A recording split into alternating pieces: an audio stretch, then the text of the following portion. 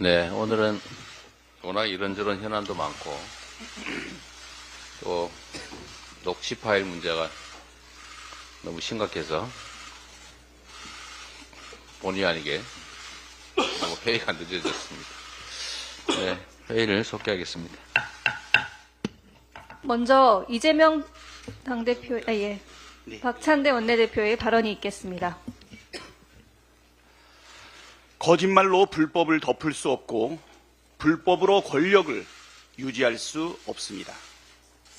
어제 윤석열 대통령의 공천 개입 육성을 공개했습니다.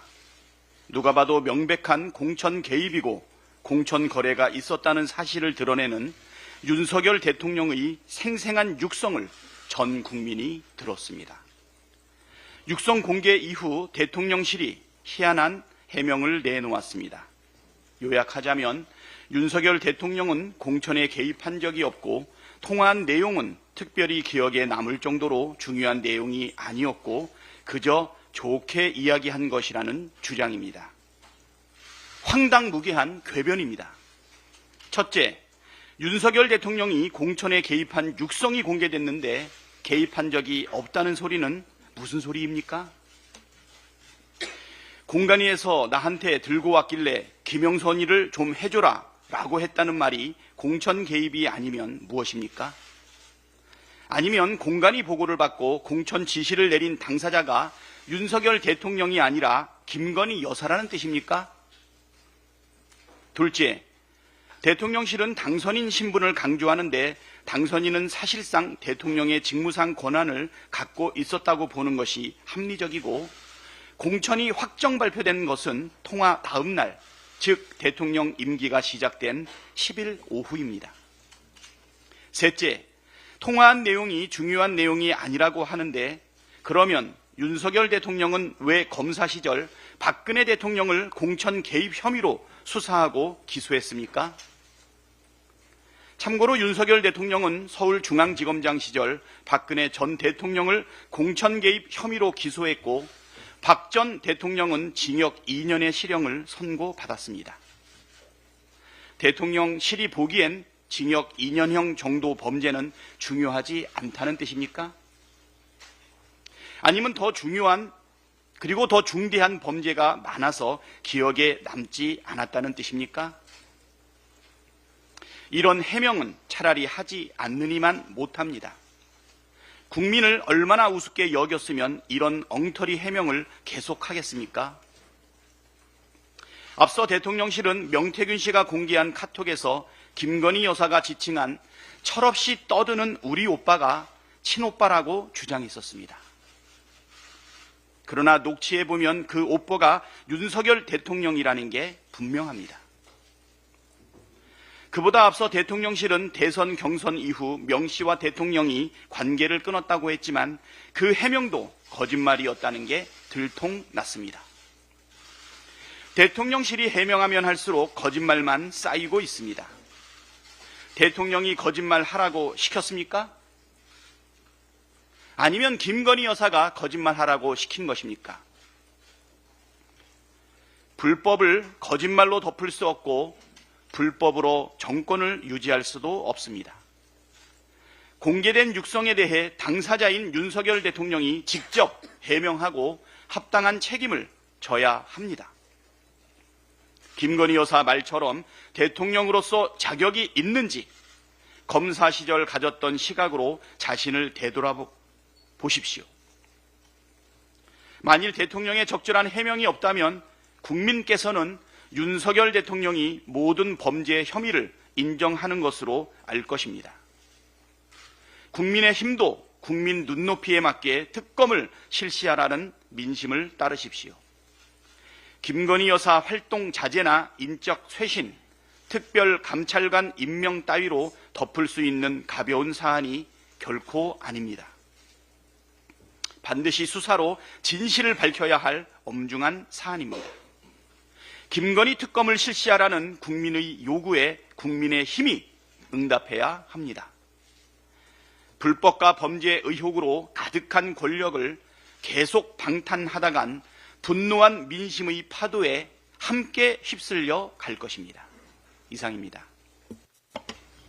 다음으로 김민석 최고위원의 발언이 있겠습니다.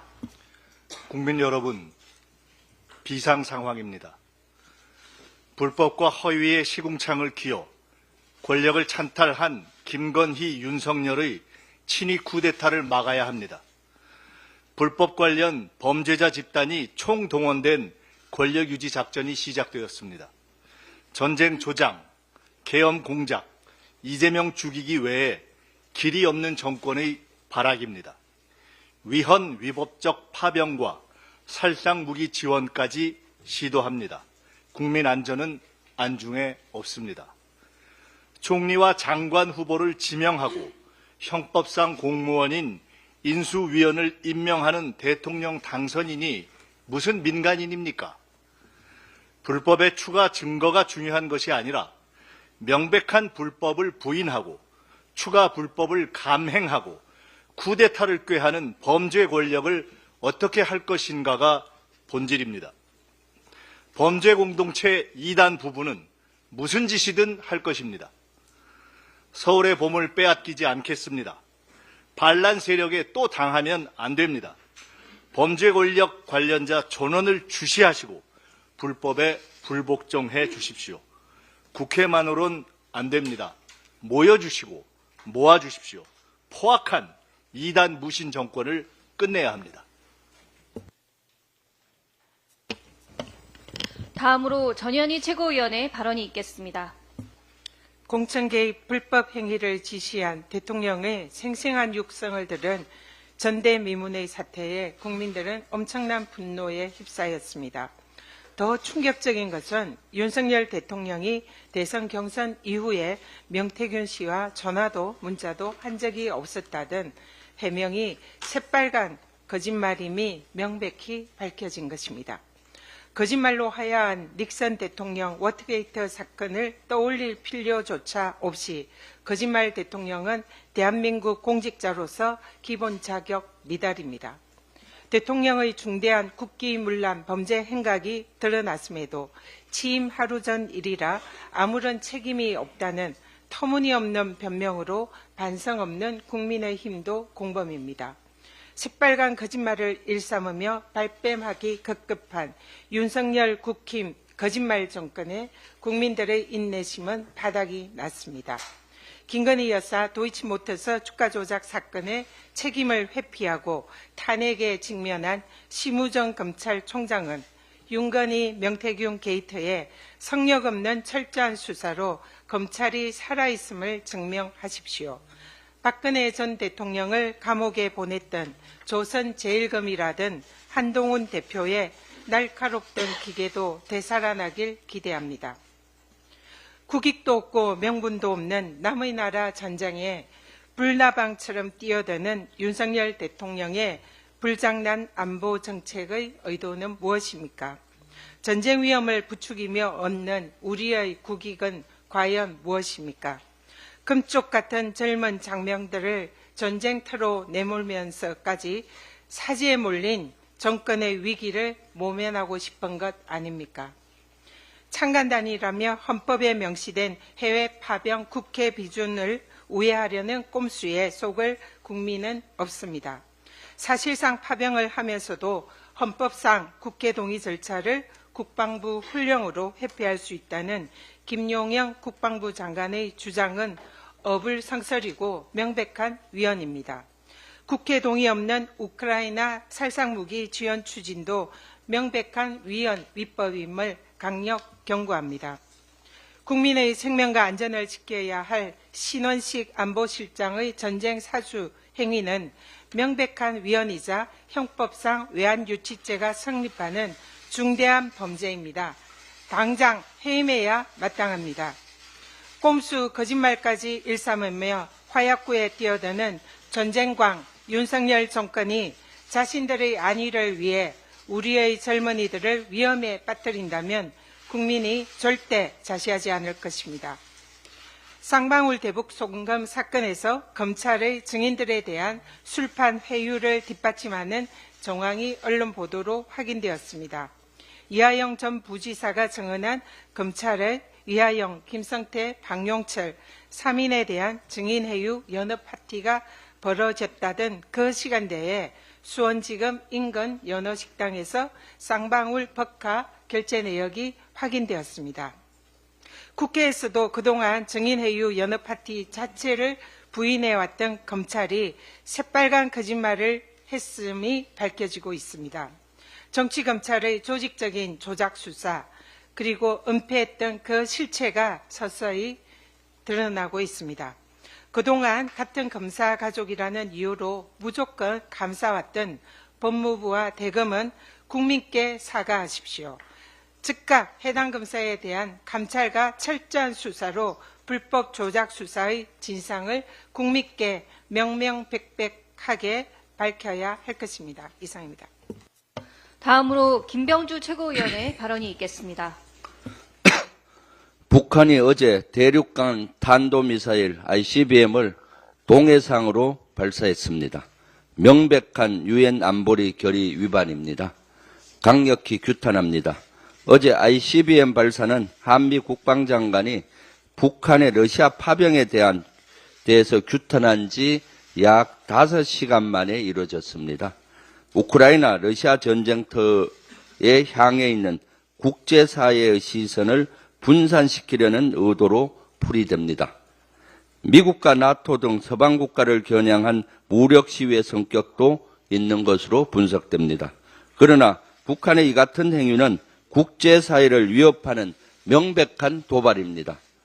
스스로를 국제사회에서 고립시키는 자충수일 뿐입니다. 북한은 각종 도발을 멈추고 러시아 파병을 즉각 철회하고 대화의 장으로 나서기 바랍니다. 어제 북한 ICBM 발사 도발 직후에 이재명 대표와 함께 강하군을 찾았습니다. 북한 대남 학생기 방송으로 고통받는 주민들과 간담회를 하면서 목소리를 들었습니다. 누적된 소음으로 스트레스로 인해서 병까지 생겼다고 합니다. 밤잠을 못 잔다고 합니다. 그런데도 불구하고 윤석열 정권은 아무런 대응책도 내놓지 못하고 있습니다. 국민의 안전은, 고통받는 국민의 안전은 안중에도 윤석열 정권은 없는 것입니까? 우리는 국민을 위해 일하라고 윤석열 정권에게 권한을 줬습니다. 공천이나 이권 등에 개입하라고 권력을 준 게 아니라는 점 명심하시기 바랍니다. 수시로 거짓말을 일삼는 대통령 어떻게 생각하십니까? 역대급 무능에 이어 역대급 거짓말이 또 드러났습니다. 명태균 논란이 불거지자 대통령실은 지난 대선 후보 경선 이후 윤석열 대통령과 명 씨는 문자를 주고받거나 통화한 사실이 없다고 했습니다.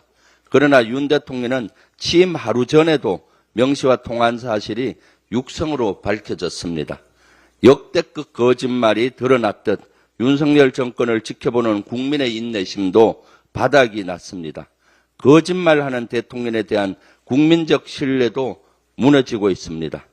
리처드 닉슨 전 미국 대통령도 워터게이트 스캔들과 관련해서 거짓말이 들통나서 결국 자리에서 물러났습니다.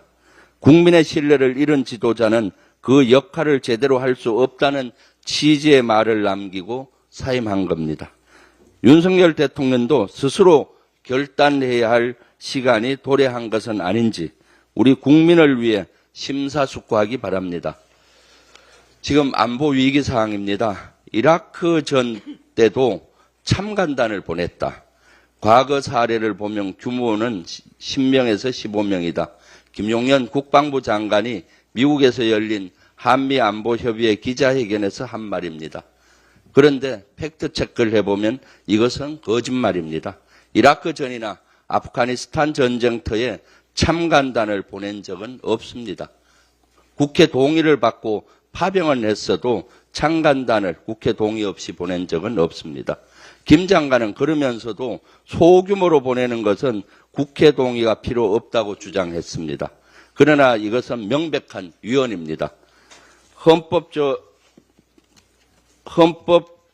60조에 의하면 국회는 국군의 해외 파견에 대한 동의권을 가진다고 적혀 있습니다.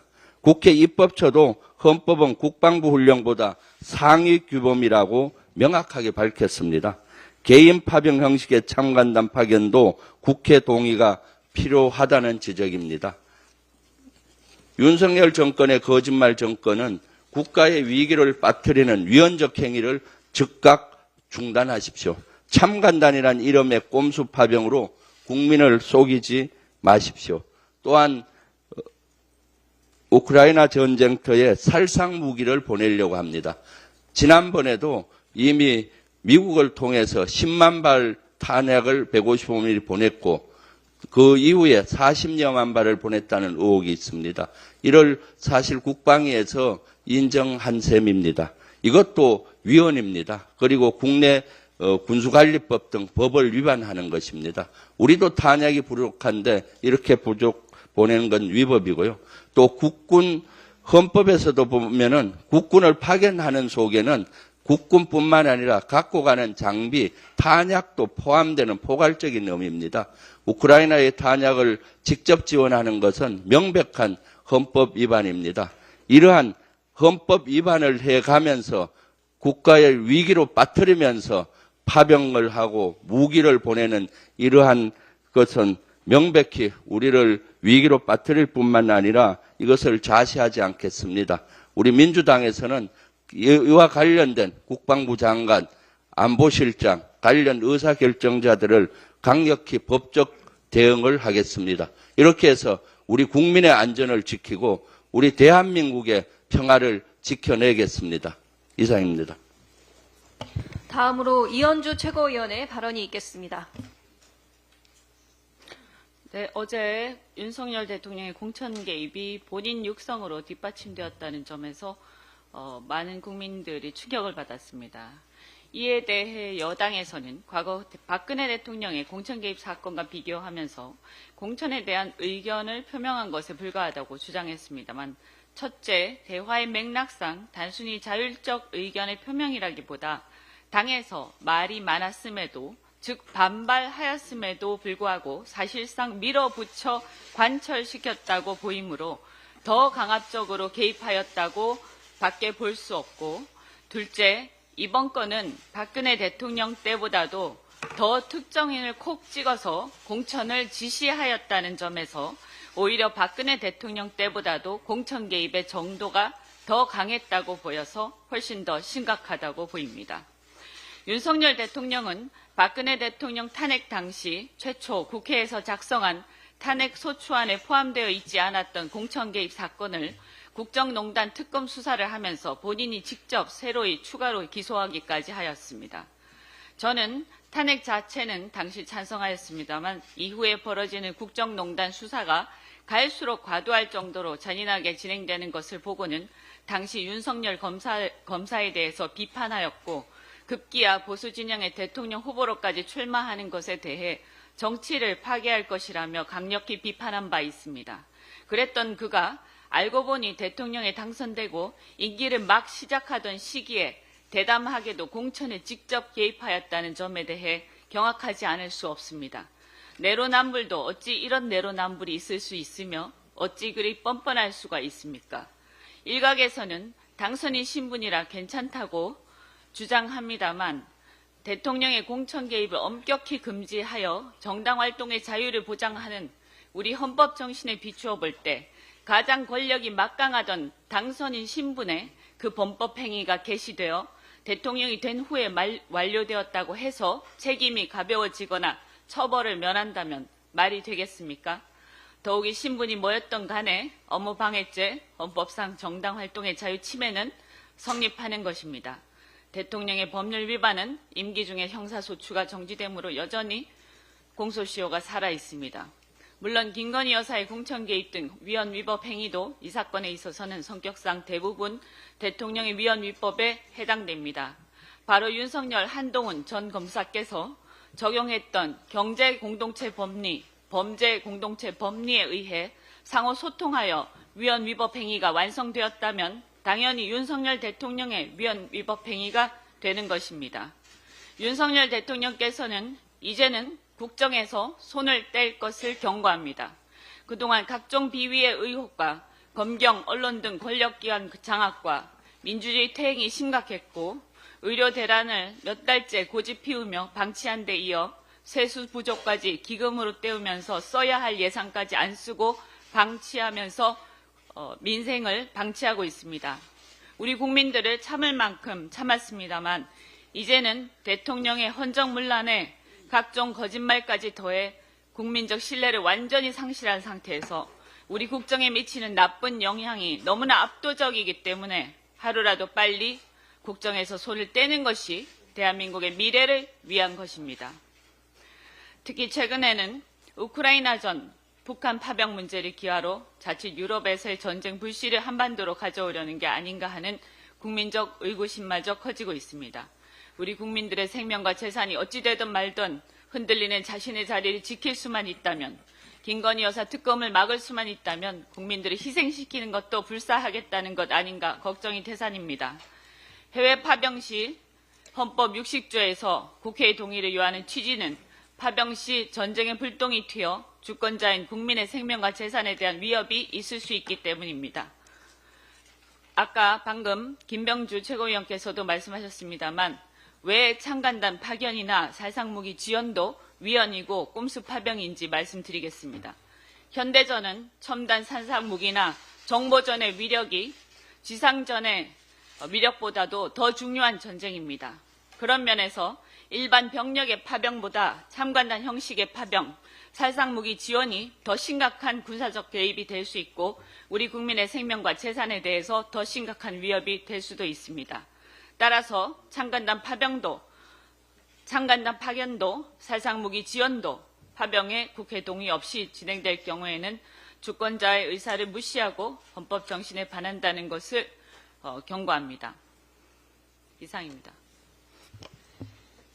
마지막으로 이재명 당대표의 발언이 있겠습니다. 네, 오늘 최고위원님들 상황이 너무 급박하고 그래서 좀 회의를 조금 더 해야 될 것 같아요. 끝나시면 다시 좀 회의를 속개하도록 하겠습니다.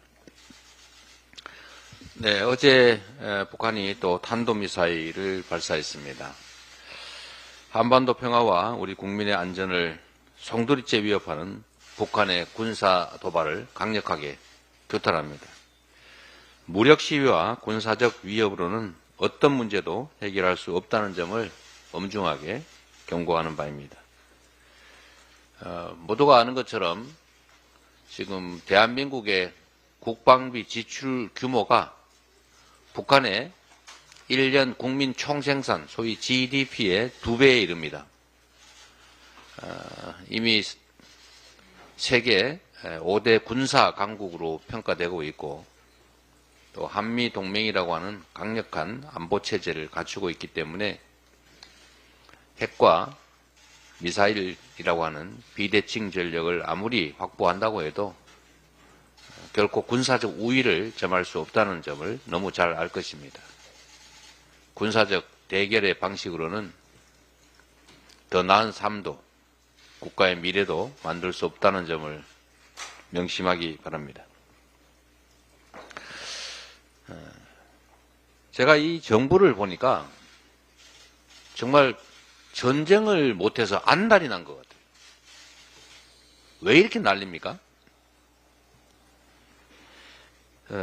지금 국민의 생명과 안전을 지키는 국가의 책무라고 하는 것이 대체 제대로 지켜지고 있습니까? 국민들이 불안해하지 않습니까? 전쟁 나지 않을까? 누가 그러던데 지금까지는 전쟁 날까 걱정을 했는데 이제는 전쟁 낼까 걱정된다고 합니다. 경제가 얼마나 어렵습니까? 불공정한 시장에 주가 조작을 해도 처벌되지도 않고 우량주라고 가지고 있었더니 물적 분할해서 알맹이 쏙 다 빼먹고 이상한 일은 대주주의 횡포가 가능한 지배구조 때문에 주식시장 어렵고 거기다가 정부의 경제 산업정책의 비전은 전혀 없고 대체 이 나라 경제를 어떻게 끌어가겠다는 말조차 없지 않습니까? 거기다가 언제 전쟁 날지 모르는 이런 상황에서 쓸데없이 남의 나라 전쟁에 무슨 살상무기를 제공하느니 파병을 하느니 꼼수로 군인을 보내느니 이렇게 해서 남북 간의 군사적 긴장이 높아지니 누가 대한민국에 투자를 하겠습니까? 주가 떨어지고 경제 나빠지는 게 당연히 예측되지 않습니까? 대체 국정을 왜 이렇게 하는 것인지 국민들이 이상하다고 생각합니다. 경제, 민생을 노래를 부르고 현장에서 국민들의 삶을 챙기기 위해서 총력을 다해도 부족할 판에 매일 들려오는 게 어떻게 하면 우크라이나 전쟁을 이용해가지고 무기 보내고 군 파견하고 한반도 긴장 격화시킬까 이렇게 하는 것으로 걱정을 하지 않습니까? 국정을 이렇게 운영하면 안 됩니다. 나라의 주인이 대통령이 아니라 국민입니다. 국민들이 불안해합니다. 먹고 살기 어려워 힘들어합니다. 이 나라 경제가 나빠지고 있습니다. 전 세계가 한반도에서 전쟁 나지 않을까 걱정하면서 자본 철수하려고 하지 않습니까?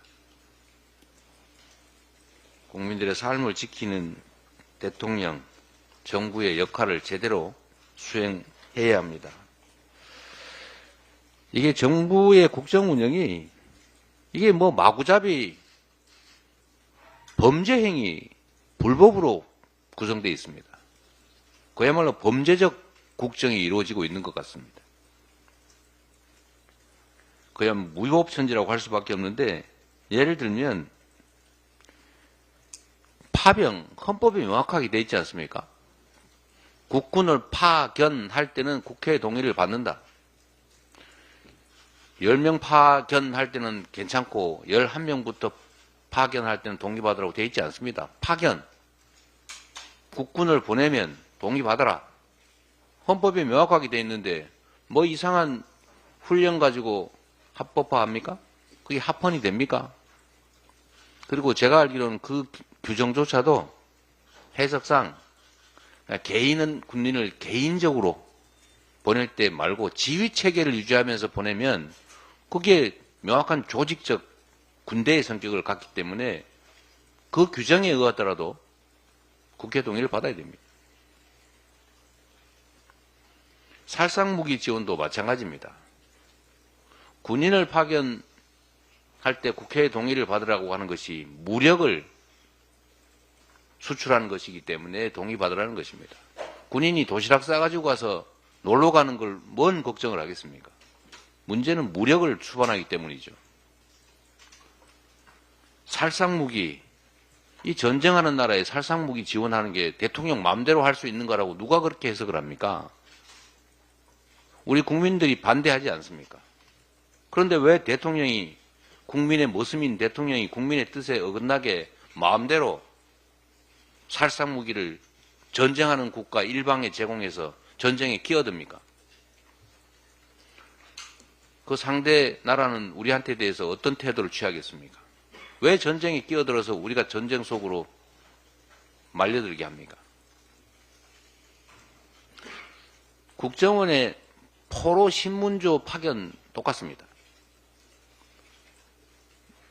법 규정, 인도주의 따지기 이전에 남의 나라가 전쟁하면서 전쟁포로를 잡았는데 그 전쟁포로 신문을 왜 우리나라가 끼어들어서 대신 신문을 해줍니까? 신문 기술이 있다는 겁니까? 제네바 협약 국제인도법상 포로는 제3국이 신문하지 못하게 되어 있습니다. 왜 그런 짓 합니까? 전쟁 당사국 외에 제3국은 포로 신문하면 안 된다고 명확하게 국제조약이 되어 있는데 그걸 어기고 신문조를 파견하겠다는 이런 황당무계한 발상을 지적했음에도 불구하고 계속하는 거 저는 이게 뭔가 일관성이 있어 보입니다. 법, 조약, 국민의 뜻 필요 없다. 내 마음대로다. 이게 불법 국정 아닙니까? 누구보다도 법을 더 잘 지켜야 될 그런 분들이 법을 더 많이 어기고 있어요. 법을 악용해가지고 나는 안 지키고 너는 지켜도 안 지킨 걸로 만들어서 처벌하고 나라가 완전히 망가지고 있습니다. 결코 우리 국민들이 용납하지 않을 것입니다. 불법 국정 이제 멈춰야 합니다. 공정과 상식을 말만 할 게 아니라 행동할 때다라는 말씀 드립니다. 선거 과정, 또 선거가 끝난 후, 그리고 국정을 하는 과정에서 이렇게 불법이 횡행하고 아예 대놓고 불법을 저지르는 그런 정권 처음 봤습니다.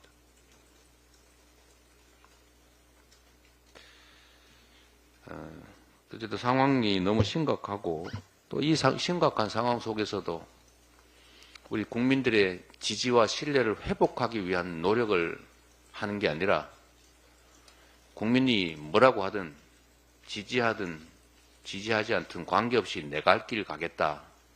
이게 독재자의 태도 아니겠습니까? 이 나라의 국민은 그럼 뭡니까? 민주공화국, 주권재민의 나라, 주권자의 뜻을 최소한 존중해야 됩니다. 그리고 한 말씀 더 드리면 두려워하기 바랍니다.